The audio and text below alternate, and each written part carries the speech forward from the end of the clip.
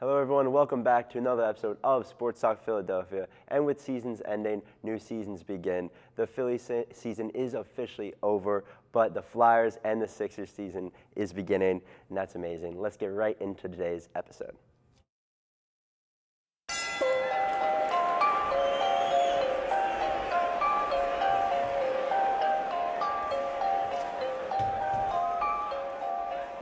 Probably shot a Rockefeller hover. Down go to war like a soldier, yeah. Plus they tried to count me out thinking that it's over. But I got to fight, Rocky Balboa. Yeah, I got to fight like Rocky Balboa. Yeah, I got to fight, Rocky Balboa. Yeah, I got to fight like Rocky Balboa. Rocky Balboa with the fight, yeah, I got to fight, yeah. Hello everyone, welcome back. I'm your host, Braden Knapp, and I'm here joined with a couple usual suspects here. Here on my left, we have Chris Gress. How are we doing? Good, man. Really excited to be back. Been a bit of an absence, but excited to be back. Awesome. Jaden Torres, how's it going? It's going good. You know, I cannot. This week's been really good so far. Awesome. I mean, it's been a good week for Philly sports. Unlike a couple weeks ago, we're not gonna talk about that. But let's first talk about our Eagles, who is coming off of a win. Let's go with the bounce back Birds. Let's get into the Eagles and their two-game skid versus the Vikings, winning 28-22. The defense had 2 interceptions with 1 in the first half. Hurts to be perfect. He had a beautiful game. He had perfect 158.3 passer rating with 326 yards and 3 tutties. And of course, the dynamic duo of A.J. Brown and Smitty. They combined for 304 rec yards. Smitty obviously had 183 yards with 1 tutty, and A.J. Brown 121 with 2 tutties. That definitely puts their little diva minds to rest, I feel like, a little bit, at least for this week. But all right, talk about this game.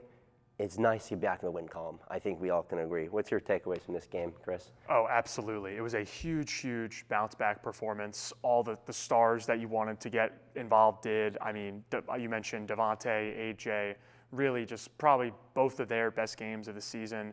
Devontae, man, I mean, he is one of one. Like, obviously you have A.J. Brown, and A.J. Brown is the one. There's no debating that. But, like, people forget, like, this guy won the Heisman at Alabama, how he traded up for him. Like, on most teams, this dude's probably a wide receiver 1. So shout out to Devontae. Defense, great. Jalix Hunt, pick 6. I mean, I would have never thought he would have been in coverage, but shout out to him. He did a job. I mean, Makuba's been on fire, another INT for him. Yeah, a lot of positives from this game. A lot better sentiment than we were after the Giants. Definitely, and I mean, there's a few guys we've mentioned on this show, Hunt and Makuba getting into action. I mean, I was definitely smiling when they got involved with that. Go over you at the end there, Jaden. How was this game to you? This game was good. You know, I was actually scared that Carson Wentz was about to go off based on how we played against the Giants, but they just got the perfect scheme for Wentz. He, could not determine anything. Like, there was, 6 red zone trips, and it was all field goals, and then 1 touchdown was given up during the whole time. So that was a great thing for the defense, honestly. Defense, really good, and we could say this, offense played really good as well with the defense, so there's no complaints right here in this week. Definitely. And, I mean, little storylines with Carson Wentz. It's always fun to beat him a little bit. And with him playing the whole game, obviously, we flash back to the Super Bowl. He didn't really do anything, obviously. He's not the quarterback. But it was nice to see him in there and, throw a couple interceptions. That was nice. But the one thing, it was interesting. The game ended 28-22. It's pretty close. That was not I wouldn't say it's a really huge, comfortable win with the Birds because, as you said, Jaden, I feel like the Birds kind of lucked out a little bit that Wentz was that quarterback. I mean, those interceptions, I mean, I don't know who he was throwing to. They're pretty terrible. And those red zone visits, I mean, I don't know how they didn't score off of more there. So it was interesting. But, I mean, as you said, the defense, that was fun to watch, Chris, wasn't it? Who, to you, at least, stood out to you, at least this game defensively? Absolutely. I mean, I think we've been mentioning him a lot on this show, but I mean, man, Andrew Makuba is really just like standing out to me again. Like another pick. There was 2 times in the third quarter in the red zone where he had 2 like game-saving tackles. I know they ended up scoring, but like just the energy he's playing with and like he's as a rookie, he's just coming in and he looks like a veteran out there. So definitely him. Cooper DeJean, obviously, always week in, week out was a stud, but I want to give him a shout out. That play he had on Jefferson was awesome. Really just a great deflection on one of the best receivers in the NFL. So those two would be the guys for me that really balled out this week. And there's many more, but those two specifically.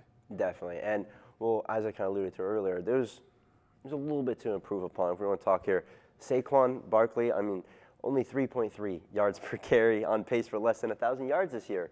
Comparing that to last season, I don't know about that. In the secondary, only 313 pass yards given up versus the Vikings. So, I mean, it's Justin Jefferson, Jordan Addison. Like, I knew going in this game, especially with our cornerback issue, I'm like, I don't know how I feel about this, but we handled them. And then a little talking point here, Brandon Graham, he signed a one-year deal to come out of retirement. That is interesting, and I know our guests have some feelings about it. We'll start with Jaden. How do you feel about Mr. BG coming out of retirement? With Brandon Graham coming out of retirement, I feel like I'm the only one that says that, like, I don't fully love it. Like, locker room wise, I love it, right? Brandon Graham, character wise, like, he's just a great leader overall. But when it comes to playing wise, he's signed as a player. He's going to want snaps, right? Nakobe Dean just took most of Jahad Campbell's linebacker snaps. Then we just moved to Jahad Campbell to edge. That was the goal throughout the Vikings game. And now you can see that Jahad Campbell is going to lose more snaps due to Brandon Graham. So with this move, I wonder what they're going to do with Jahad Campbell. You know, Nolan Smith's still hurt right now, but like when he comes back, what's going to happen there? That's the thing. It's like, okay, we love Brandon BG back, and I honestly kind of forgot about it a little bit in the excitement of, oh my goodness, Brandon Graham's back, let's go. But it's like, where is he going to fit? And we can go into our next opponent review real fast. Week 8 versus the Giants. We're playing them again here, who are 2-5, 1 p.m. kickoff here in Philly. We lost, obviously, the first matchup 34-17. We're not going to talk about that game at all. And obviously, key matchup is Jackson Dart here versus the Eagles secondary. It's just, I mean, Chris, how do they utilize Brandon Graham and all these pieces in this next game? That's a great question, Braden. I think they're definitely going to use him because, like Jaden mentioned, injury to Nolan Smith and just the pass rush as a whole, like it hasn't been what you expected just overall. So I do think Graham's going to have a role right away. As I kind of agree with Jaden, like you don't want him to have that right away, but I kind of think it's out of necessity. But as far as the game itself, gotta just give a better performance than last time. I mean, getting blown out, it was on the road, so I can at least, an NFL home game or away game for any team is tough, but any time you're at home against a division rival, you gotta bounce back against the Giants. I know they bounced back overall against the Vikings, but I think they'll bounce back, and Saquon will hopefully have a legacy game. Definitely. We're almost, I feel like, expecting them to bounce back. But unfortunately, that is all the time we have for today to talk about the Eagles. Let's hope next week they come back with a win against the Giants. Now, unfortunately, we're going to get negative here again a little bit and talk about the Phillies. I know, the playoff failures continue with the Phils. Phillies lose the NLDS to the Dodgers 3-1 the series. I'm sure all of you have known a very famous Kirkering play. Arrow throw in the game 4 to give Dodgers obviously the walk-off win. They're 3-10 in the last 13 playoff games, and they're 1-done for the consecutive year in a row now. This is very annoying. I feel as though as a Phils fan, because it almost was like a lot of the problems we were talking about going in, like the pitching and some of the things. I feel like that wasn't even really more of the issues. I feel like it's more of the batting and just all players not living up to, I feel like, the potentials or not the price tag that they're at. I don't know. It's upsetting. Chris, I'll go with you. It's almost a loss for words with these guys. I mean, what's your thoughts here? Yeah, man. I mean, everything you just said is probably how every Philadelphia Phillies fan was feeling in the moment. Probably still are feeling now after that game against the Dodgers that brutally ended their season. And I mean, yeah, it's just it really stinks. It does. You know, they got high expectations again in the playoffs, didn't come through again. People are thinking, yeah, it's the same old story with the Phillies, and I'm not gonna dispute that. You're right. They came in, they didn't do a job again. But just to play devil's advocate a little bit here, Jaden was on this immediately. I had to respect him a little bit more. The Dodgers were the best team. They were, and you're seeing it right now. They just swept the Brewers. They're going to the World Series. Their only playoff loss is to the Phillies. Not that, oh, that's something to hang your hat on, but like, you faced an all-time great team, and like, it stinks that this was a first-round matchup because, you know, some are saying this could have been the World Series, but stinks overall, but lost to an all-time great team at the end of the day. Definitely. I mean, it just sucks seeing the Dodgers win. It's just what it is. It sucks seeing the Dodgers win. Go to you, Jaden. How was this end of the Phils season to you? It was incredibly disappointing. I knew that this was going to be the toughest matchup. If the Phillies were able to get through the Dodgers, there was no doubt in my mind that they were going to the World Series as well. But I couldn't see the Dodgers losing in the first round. I really couldn't. They were just the best lineup. Like, Shohei didn't even do good in the series, and still the Dodgers destroyed the Phillies, honestly. Like, and then we see what Shohei did. Like, that's like the equivalent of that one Randy Moss game. He just 3 for 3, 3 home runs. It was just insane for him to do that against the Brewers. So it's tough for the Phils right now, honestly. But it's because you're going against the Dodgers. Dodgers still the best. It really is, and I feel as though it's almost unfortunate that that's who they played the first round, because, I mean, honestly, it probably should have been before the final game. It should have been the Phils and Dodgers. Obviously, it can't obviously work out that way. It's annoying, but let's look into the offseason, because now they're fresh in their offseason, the offseason outlook here. Getting over the hump. That's a big thing. How are they going to be able to get over the hump? Key free agents, obviously, we have Schwarbaum, JT Realmuto, and Ranger Suarez. Areas of need, obviously, the outfield, DH, third baseman, and then obviously there's big talk here with front off changes, reload or rebuild. Seems as though all the coaches seem to be staying. There's a lot.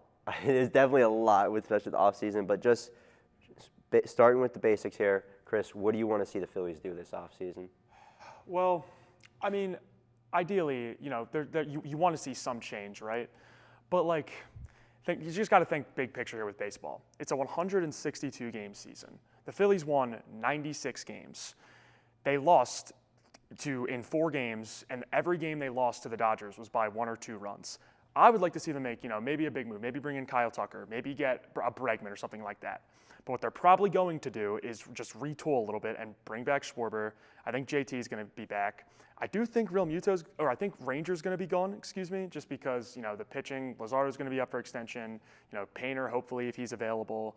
But yeah, ideally, I mean, maybe add a couple more like fringe bats. You know, it'll be interesting to see how they handle like Bohm and Marsh and some of like the supporting players. But I would love to see a ton of drastic change. I just don't think it's gonna be that way. I think you're gonna get a lot of the same faces because they won 96 games and they're probably gonna keep valuing the regular season success. Definitely, I would agree with you. I mean, sure, we all want to see is like huge offseason moves, players, coaches getting out. No, this is the Phils we're talking about. It's going to probably be, unfortunately, a little bit of a slower offseason. We signed some guys, tied up some loose ends. But unfortunately, that's all the time we have for the Phils. We'll look back to talk to them now in the spring. Now let's get into our Sixers, who are starting their season off. I'm very excited. We don't want to talk about last season. We don't want none of that. The Sixers begin their season tonight in Boston. First game, October 22nd at the Celtics, 7:30 p.m. tip-off. Embiid's healthy.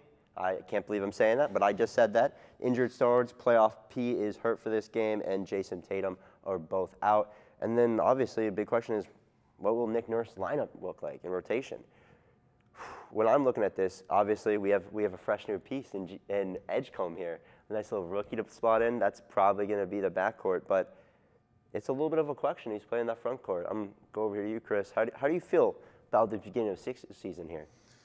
Honestly, man, way more optimistic than I was even a couple weeks ago, because to me, and you guys know with me, it always is going to come down to the health of Embiid, and he's healthy. He looked awesome I know it's preseason, but he looked thinner, he looked lighter. He was doing like the move, like he was getting to his pull-ups, he was getting to the rim. He looked like he did 2 years ago when he scored 70 points on Wembanyama. I know it's early, he hasn't even played a game yet, but more optimistic than I was for sure. Definitely. We want to look more on the optimistic side, definitely. Going to you, Jade, how do you feel about Sixers starting off their season here? Actually, you know, I wasn't the biggest VJ Edgecombe's going to do this, VJ Edgecombe's going to do that, but in the preseason, he did really good. I'm not going to lie. He did really good. So I'm excited what he can do in the regular season now. So, I mean, Embiid's. Let's see how this Sixers rotation or in general goes compared to how they just got the injury bug last year. Everyone got hurt, and you can see like what's the worst.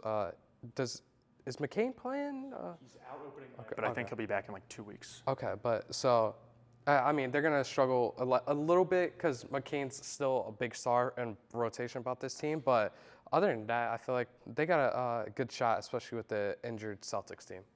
Definitely, and not only is injured, but they just sold off everyone on that team pretty much. It seems like, besides Derek White, who I think is going to be the biggest threat tonight. But I mean, it's interesting. We have that power forward spot that, as of right now, it's open between Barlow, Walker, and Bona. I'm more of the side of let's get Bona in the lineup. Adem Bona during preseason, he looked decent. Obviously, there's going to still be a lot of growing pains with that. But I feel like the more he plays and the more he plays alongside Embiid during the regular season, not just practice, not just preseason, no, during the regular season, it's just going to grow him into a better player. Because we don't know how long this Embiid being in the lineup is going to be. I'm not trying to be like that, but like, it's Embiid. But we'll see going forward. But also a few guys here. I mean, Quentin Grimes, Justin Edwards. How do we feel about these guys, Chris? Coming off the bench here. No, that's a great point. Grimes, it was great that you brought him back. Obviously, you know, he was great for us last year, but like, they kind of messed up the contract situation, in my opinion, because you just brought up the situation at the 4, it's up in the air. And yeah, Bona's fun, and Barlow and Watford, guys will be interesting, but like, I just really would have liked it if they brought back Yabusele and they were able to figure out a way to bring back him and Grimes because, you know, like the contract the Knicks gave him with what the Sixers ended up giving Grimes, they totally could have brought back the both of them. But as far as like Justin Edwards is also concerned, I think is going to be a great off the bench scorer, great spark plug for this team. But I look for those two to have honestly a decent impact tonight. Maybe some points off the bench, or Grimes might be starting. We don't know yet, but yeah, I'm optimistic on those two. Definitely, and unfortunately, that is all the time we have for the Sixers. Next week, we will hopefully start off a little better than last season did. I mean, let's hope we don't get a couple of our players injured in that injured bug. We'll see how they do next week. And now let's talk about another team that's starting up, and that is the Flyers. That's right. Flyers are back on Sports Talk. Let's go. The slow start heats up, though, for them. They are 3-1 following an 0-2 start, and they just finished a 5-1 or 5-2 win over the Kraken. Tippett had 2 goals in the last game versus the Kraken, and he's right now obviously the team leader in goals. I mean, Tippett's been playing amazing. But yeah, I mean, Flyers are back. Are you kidding me? This is amazing. They had some offseason moves. They traded for Trevor Zargrass from the Anaheim Ducks, getting rid of Poling and 2 picks in that. They signed Vlad Carr to 2-year contract to compete for that goalie spot with Harrison. And they also signed forward Christian Dvorak, also to play within the lineup. A few little pieces for the offseason, real recap right there. But yeah, I mean, they've a little slow start, but they started at least coming back a little bit. It's been fun. Chris, how's the start of the season for you been? That last game was probably the best game they've played so far, just top to bottom. To mention one of the offseason moves you mentioned, Zegras. He's been a great spark plug for this team so far. He's tied with another guy who's been great, Sean Couturier, for the most assists on the team. Coutsie as the captain, he's been great so far. Leads the team in points as well as assists. He had a great play against the Kraken on the other night where he took the puck from the goalie and then was able to set up Tippett for a goal. But yeah, really liking what I'm seeing out of the Flyers, especially those 2 guys as well. Definitely. I mean, it's just fun to see more action. I mean, that's why trading for Zegras, because that's why all last season we're like, come on, we need more goals. Like, we need more action here. And it seems as though at least so far they've been doing that. Going to you, Jaden, how's the beginning of the season for at least the Flyers been? Well, you mentioned it. Owen Tippett, he was got him recently through trade. He was a little inconsistent like before, but now this season he's just going off. Like, he's been the best player. So the Flyers have been fun to watch. You know, Dan Vladar, the goalie, has been really impressive this year, especially since the Flyers didn't have a good goalie like recently. Like, they just never that was their always big struggle, and they would give up a lot of goals for that. But now he's holding up, and he's, you know, the Flyers, you can see 3-1 last 4. It's because they're not giving up that much goals. And I mean, as you said, Vladar, he's been a great little addition. I didn't I wasn't trying to push the guy like aside or whatever. He's a professional athlete, but I was like, okay, it's just a goalie. Eriksson was good, but he's been playing really good for, I believe, getting rid of Fedotov for that other goalie role, and it's just nice because if you have 2 goalies, I mean that's amazing. Going over you, Chris, at least who's been at least standing out to you? I know TK's been amazing and Tippett's been really good, but who do you stood out the most? That's a great question. I would probably say, honestly, this might be a sleeper pick. I'm going to go with Tyson Forster, at least in the game. Fortunately, I was able to go to the Flyers game the other night. He had 2 goals, one of them on the power play. He just plays with so much energy, and he's a great goal scorer. He was a big acquisition that they got last year, but definitely Forster. I'm looking forward to seeing what he has more in store as the season progresses. And also, I mean, obviously Michkov, he's been a little up and down so far, but the future is so bright with him, and I'm looking forward to both of them. But yeah, go Flyers. Definitely. Jaden, who stood out the most least beginning of the season to you so far?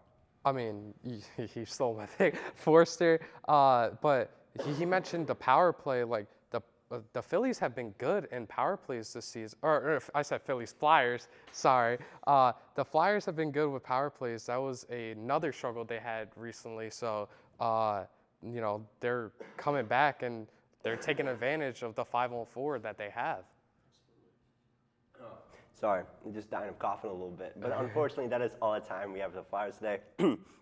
Now, let's get into one of our favorite segments, and that is Sports Talk Philly. Now, starting with the first little question here. Eagles pass first or run first? It's been a little question. I mean, honestly, it's just been about the games. But going over you, Chris, what do you think? Well, obviously, if you asked this question last year, they're going to say run because Saquon was the guy. He had over 2,000 yards, one of the greatest single-season rushing seasons of all time. But this year, and it makes sense, they're using him less, especially in the last game. They definitely went more pass-heavy. It was probably Hurts' best game of the season. So I would, at least for this year and for this team right now, I would consider them to at least try to make the identity pass first, especially if you're trying to conserve Saquon. If that's what they're trying to do, I would definitely go for a pass first look because, yeah, I mean, Hurts, best game of the season against the Vikings. Devontae and AJ are both 1 of 1. Goddard's a top 10 tight end. So there's really no issue with going pass first, but obviously you want to establish a run game. But it's been tough because the O-line's been banged up. But as of right now, I'll say they should lean into the passing side more. What do you think, Jaden?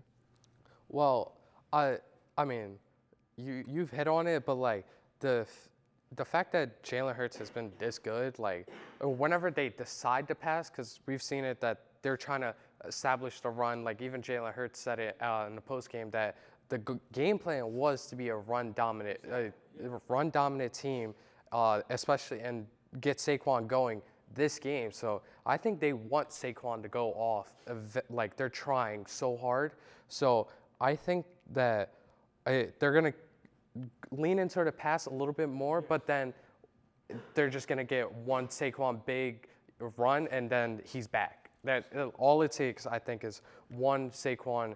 It could just be a 20, 30-yard run. It doesn't even have to be a touchdown. And he's just the O-line's going to get their juices back, and then we're going to the Eagles are going to turn into a run-first team like how they were last year. What about you, Braden? What do you think? I mean, with my thing, it's a lot of situational based.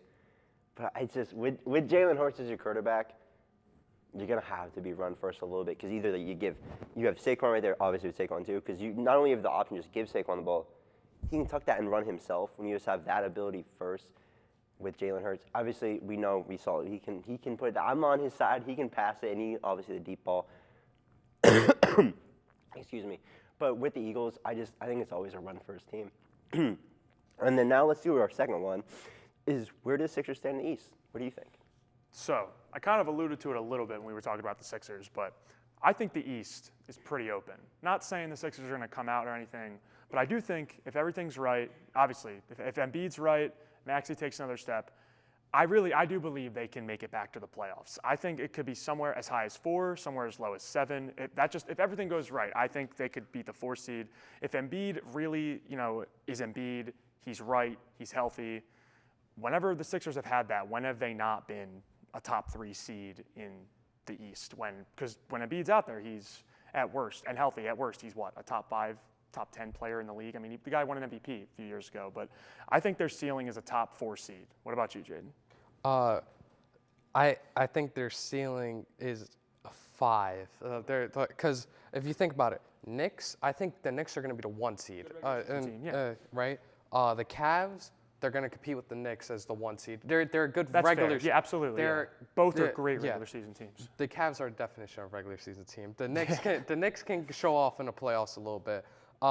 I think the Pistons are going to take another step. That's valid. Right? They were the 6th seed last year, so I think they're going to take, especially with this young lineup. Cade can play, yeah. Yeah, absolutely. Cade Cunningham, Jalen Duren, they're all going to Tobias take Harris. Tobias Harris, who had a No, he was solid for them. Yeah, he was better than, that was his, honestly, better than every year on the Sixers. I'm not going to deny that, bro. Yeah. Of course he was solid for the Pistons. So, and then the Magic. I think the Magic. They've been there for the last couple of years, so I think that they're gonna stay there. And then the 2 question marks is the Bucks, because they still have Giannis. Okay. That's the 2nd best player in the world, in my opinion. And then it's still, I know they traded everything, but they still have Jaylen Brown. They still have Derek White. Boston. No, it's valid. That's valid. But like you said, they're just depleted. Yeah. So I think, especially, tonight, I'm hoping they set the tone and win tonight. But it just, you're mentioning these teams. Cavs and Knicks, great regular season teams. They're probably going to be the 1 and the 2. Pistons, yeah. But after that, because the Magic are still a very young team. Definitely good. Not trying to disrespect them at all. But I don't know. I'm just feeling good about Embiid. Because he wasn't right to start the year last year. Every year he's been okay to start. They've been a top seed in the conference. But what about you, Braden? What do you think? It's it's weird because you want to be up there, but as you guys said, the East and even the West Coast, we weren't even talking about the West, but that also is wide open. It's an interesting basketball season because it is truly wide open. Indiana, with Halliburton, he's out. There's a lot of teams. There's just a lot of people out. I honestly, you can't put them in number 1 spot because you have the Knicks and all them. Do I think this team is one of them playoff teams? I don't think so. I think they're going to be a lot playing on mid-table, sort of maybe a 3-4 seed. But unfortunately, that is all the time we have on today's episode of Sports Talk Philly. If you would please check us out on our socials at Sports Talk LTV on X and Instagram. Please stay tuned. We have a lot more to discuss next week. So many things are happening in Philly sports. It's been a real one. Thank you and goodbye.